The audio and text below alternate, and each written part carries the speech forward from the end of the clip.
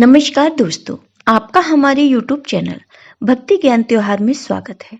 आज मैं आपको एक नाग नागिन और डाकू की कहानी सुनाने जा रही हूँ। अगर आपको ये कहानी पसंद आई तो कमेंट बॉक्स में कमेंट करके जरूर बताइए। किसी गांव में एक व्यक्ति रहता था। उसका नाम मधुसूदन था। वह गलत लोगों की संगत में आ जाने की वजह से डाकू बन गया था। वह लोगों को मारकर अक्सर उनका धन लूट लेता था। एक दिन डाकू जंगल से होता हुआ सड़क की ओर जा रहा था कि अचानक एक नाग नागिन का जोड़ा डाकू के रास्ते में आ जाता है। डाकू को देख नाग नागिन अपनी रक्षा के लिए फन फैला लेते हैं। डाकू उन्हें देखकर घबरा जाता है और अपनी बंदूक उन नाग नागिन पर तान देता है। यह देखकर नाग नागिन क्रोधित हो जाते हैं और उस डाकू पर हमला कर देते हैं। डाकू अपनी जान बचाने के लिए 2 कदम पीछे हटता हुआ नागिन पर गोली चला देता है। यह देख नाग डाकू पर तेजी से हमला करता हुआ डाकू की बंदूक पर चिपक जाता है। डाकू अपनी बंदूक को वहीं दूर फेंक देता है और वहां से भाग निकलता है। भागते भागते डाकू सड़क पर पहुंच जाता है। वहीं दूसरी तरफ उसी रास्ते से एक औरत और उसके साथ उसका एक 11 साल का बेटा भी था। वो दोनों घर की तरफ जा रहे थे। अचानक डाकू भी वहीं आ जाता है। डाकू को देखकर माँ बेटे घबरा जाते हैं। वह डाकू औरत के करीब जाता है और बलपूर्वक उस औरत से सूखे गले से टंगा सोने का हार खींच लेता है। अब औरत अपने और अपने बच्चे की जान की रक्षा के लिए उस डाकू से दया की भीख मांगती है। लेकिन डाकू इतना क्रूर स्वभाव का था कि वह अक्सर जिस किसी को भी लूटता तो वह उसे मार ही डालता था। इसलिए डाकू पर उस औरत की बातों का कोई असर नहीं होता और वह उस औरत को तेजधार चाकू से मारकर बुरी तरह से घायल कर देता है। यह देखकर बच्चा क्रोध से तिलमिला उठता है और पत्थर उठाकर जोर से डाकू के सर पर दे मारता है। डाकू के सर से खून निकलने लगता है। डाकू उस बच्चे को भी चाकू मार देता है और वहां से भाग जाता है।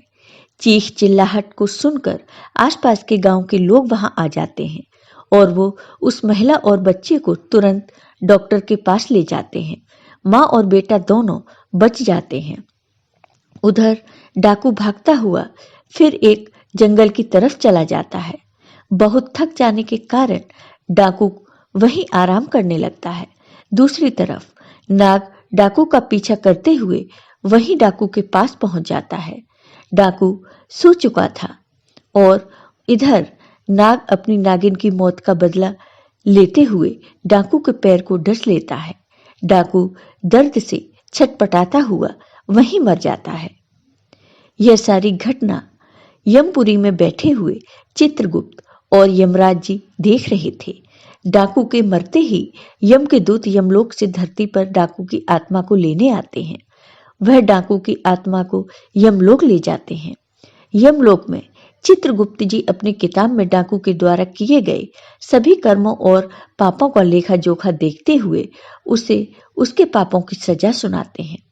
डाकू की आत्मा को बहुत सारी यातनाएं दी जाती हैं। इसके बाद चित्रगुप्त जी डाकू की आत्मा को बोलते हैं कि जिस 11 साल के बच्चे को तुमने चाकू से मारा था, उस पाप की सजा भोगने के लिए तुम्हारा फिर से धरती पर जन्म होगा और एक पंडित के घर होगा, जहां तुम सिर्फ 11 साल तक ही जीवित रहोगे। दूसरी तरफ एक गांव में एक पंडित रहता था जिसकी पत्नी को 10 साल से कोई भी औलाद नहीं हुई थी। पंडित भगवान भोलेनाथ का बहुत बड़ा भक्त था। वह रोज भोलेनाथ की पूजा पूरे श्रद्धा भाव और विश्वास से किया करता था। इसके अलावा वह गरीब और साधु संतों को भोजन भी करवाता था। एक दिन भगवान शिव पंडित जी की सच्ची भक्ति और पुण्य कर्मों से प्रसन्न होकर पंडित जी को दर्शन देते हैं। पंडित भगवान शंकर के दर्शन पाकर बहुत प्रसन्न होते हैं। भगवान शंकर बोलते हैं, मैं तुम्हारी सच्ची भक्ति से बहुत प्रसन्न हूँ। बोलो क्या वरदान दूं तुम्हें। पंडित एक पुत्र की मांग करता है। भगवान शिव तो अंतर्यामी थे। वह भूत भविष्य पहले से ही जानते थे कि पंडित क्या वरदान मांगेगा। इसलिए उन्होंने पंडित को पुत्र देने का वरदान देने से पहले ही यह बता दिया कि वह पुत्र केवल 11 साल तक ही जीवित रहेगा, उसके बाद वह मर जाएगा। यह जानने के बाद भी पंडित कुछ नहीं कहते, क्योंकि उन्हें अपनी भक्ति पर पूरा विश्वास था कि भगवान अपने भक्त के साथ कभी अन्याय नहीं होने देंगे। यह सोचते हुए पंडित पुत्र का वरदान मांग लेता है। भगवान शिव पुत्र का वरदान देकर वहां से अंतर्ध्यान हो जाते हैं। 9 महीने के बाद पंडित के घर पुत्र का जन्म होता है। इधर पंडित यह जानते हुए भी कि यह 11 साल से अधिक नहीं जिएगा, फिर भी प्रसन्न होते हैं। यह बात पंडित ने घर में किसी को नहीं बताई। यह वही डाकू है जिसने 11 साल के बच्चे को चाकू से मारा था और अब एक पंडित के घर पैदा हुआ जो कि सिर्फ 11 साल ही जिएगा। इधर पंडित अपने बेटे को धर्म, कर्म, पूजा, भक्ति की सभी शिक्षाएं देते हैं। पंडित अपने बेटे का नाम शंकर रखते हैं। देखते ही देखते दिन बीतते गए। शंकर को 11 साल पूरे होने में सिर्फ 1 महीना ही बचा था। पंडित जी शंकर के मामा को तुरंत बुलवाते हैं और खूब सारा धन देकर काशी जाने को कहते हैं। पंडित जी धन देते हुए बोलते हैं कि वहां शंकर के हाथों 28 दिनों तक यज्ञ करवाना, साधु संतों को पूरी श्रद्धा से भोजन करवाना और पूरी विधि विधान से महामृत्युंजय के मंत्र का जाप करते हुए 28 दिनों तक रोज सुबह भगवान शिव की पूरी श्रद्धा से विधि अनुसार पूजा करवाना। अगले ही दिन मामा और भांजे धन लेकर काशी के लिए निकल पड़ते हैं।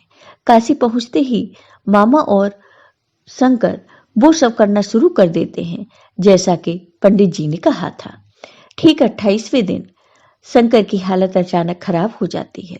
शंकर के मामा शंकर को आराम करने के लिए अंदर भेज देते हैं। शंकर के मामा जब सब साधुओं को भोजन करवा के शाम को शंकर के पास वापस लौटते हैं तो शंकर को मरा हुआ पाते हैं। यह देख शंकर के मामा जोर जोर से रोने लगते हैं। इतने में यमलोक के दूत शंकर की आत्मा को लेकर यमलोक पहुंचते हैं। यमलोक में चित्रगुप्त जैसे ही शंकर के पाप पुण्य के लेखे की किताब खोलते हैं तो चकित रह जाते हैं और जोर से बोल उठते हैं, असंभव, अद्भुत। ये 2 शब्द बोलते ही चित्रगुप्त कुछ देर तक तो यूं ही मौन खड़े रहते हैं। फिर कुछ देर बाद चित्रगुप्त ऊंचे स्वर में यमदूतों को आदेश देते हैं कि तुरंत अभी के अभी शंकर की आत्मा को शंकर के शरीर में डालकर आओ। यमदूत शंकर को उसके शरीर में पुनः डाल देते हैं और शंकर फिर से जीवित हो जाता है। अचानक यह चमत्कार देखकर शंकर के शरीर में हलचल हो रही है। शंकर के मामा की खुशी का ठिकाना नहीं रहता। वहां यमलोक में इस बात को लेकर यमराज चित्रगुप्त से सवाल करते हैं कि यह कैसे हुआ। तब चित्रगुप्त जी बताते हैं कि जब मैंने किताब खोली तो उसमें शंकर के द्वारा किए गए पुण्य कर्मों, भगवान शिव की आराधना और हवन जैसे शुभ और भक्ति की शक्ति से शंकर की कुंडली में जो उसके पिछले जन्म के पापों की वजह से मृत्यु का योग बना था, वह योग खत्म हो चुका था। इसी के साथ शंकर के पुण्यों का लेखा सबसे अधिक था, जिस वजह से शंकर की उम्र बढ़कर 90 साल हो चुकी थी। इस वजह से मुझे सृष्टि के नियमों का पालन करते हुए शंकर की आत्मा को पुनः शंकर के शरीर में भेजना पड़ा। इधर शंकर के मामा पूरे हर्षोल्लास के साथ आंखों में खुशी के आंसू लेकर शंकर को लेकर घर पहुंचते हैं तो शंकर को जिंदा देखकर शंकर के पिता इतना खुश होते हैं मानो उन्हें नया जीवन मिल गया हो। तब शंकर सबको वो सब बताता है जो उसके साथ यमलोक में हुआ।